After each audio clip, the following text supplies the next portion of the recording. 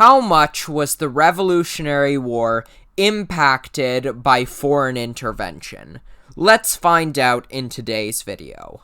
The American Revolution didn't only consist of infighting within the British Empire and rebellion on behalf of the 13 colonies.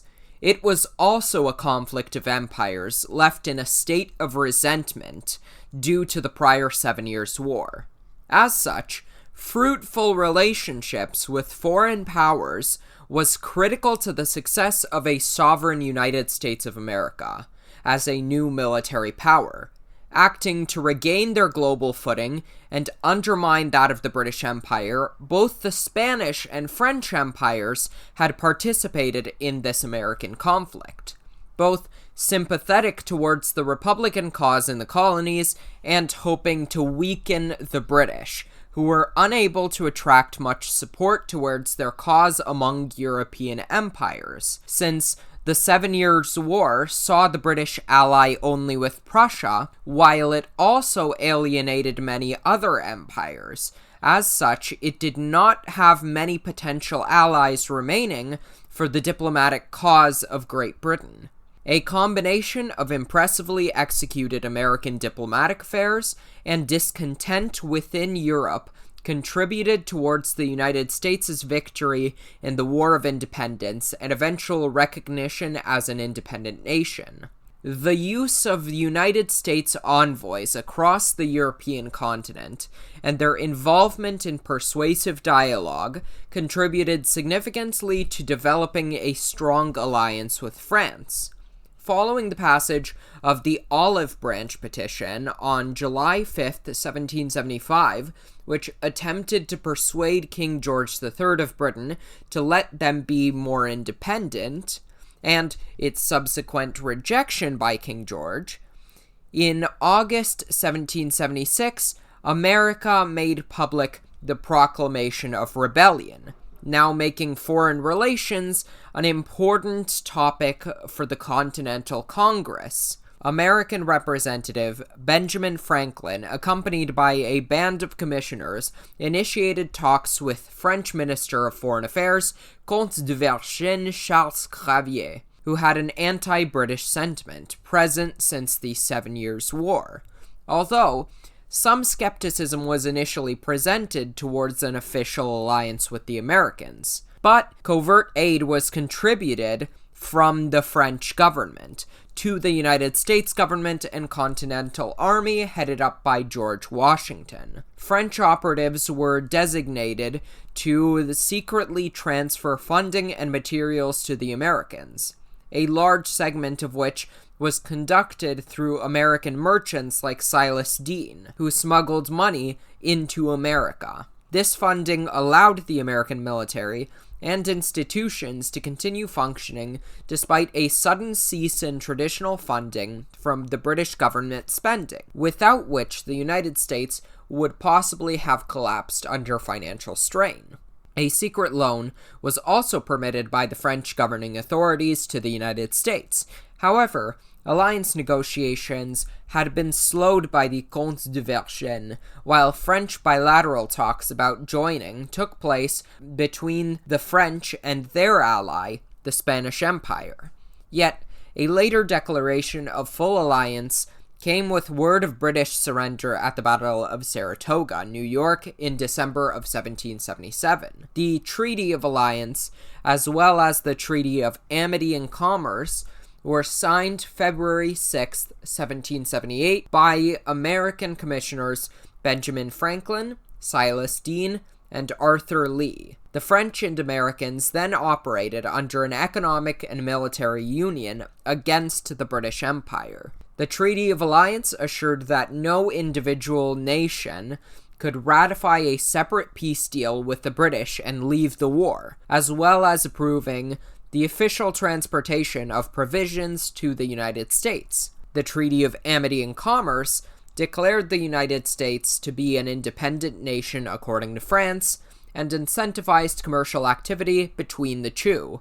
These ratifications gave the Continental Army more resources and a more flexible allocation strategy, a significant advantage against the resource-deprived British forces worn thin from overseas command. Additionally, the Treaty of Alliance prevented diplomatic abandonment during harsh periods of the war when the French aristocracy may have wanted to back away. A bond had been forged between the French Empire and the United States of America, which would bring the British one step closer to the sun setting on their empire. The French Empire contributed direct military support to the American Continental Army, prominently exhibited through the Battle of Yorktown, a 21-day-long conflict that had taken place up to the date of October 19, 1781, between the British under Lieutenant General George Cornwallis against the joint American-French force commanded by General of the Armies George Washington and the Comte de Rochambeau Jean-Baptiste Donatien de Vimeur. The British had attempted to establish a foothold in Virginia through the creation of a military port in Chesapeake Bay by the order of Sir Henry Clinton, which would have permitted greater British supplies and communication routes across the continent and by sea. However, French naval support blockaded the British in the bay through the use of 28 vessels, and the American land siege provoked a British surrender. The French naval and land presence contributed significantly in preventing another potential deployment point for British troops, and reduced the capability for Middle American offensive campaigns by the British. American foreign relations with the French Empire and related anti-British sentiment following the 7 Years' War overwhelmed efforts to retake control of the New World. Military, financial, and material aid for the Continental Army helped assure American success in the 13 colonies' military theater by negating the possibility of an attritionary conflict, despite the lengthy duration of the American Revolution, since the Americans had a constant supply stream from Europe. Furthermore, positive relationships with the French inspired negotiations with the Spanish Empire, as the Comte de Vergennes initially stalled talks with the United States to communicate with Spanish officials.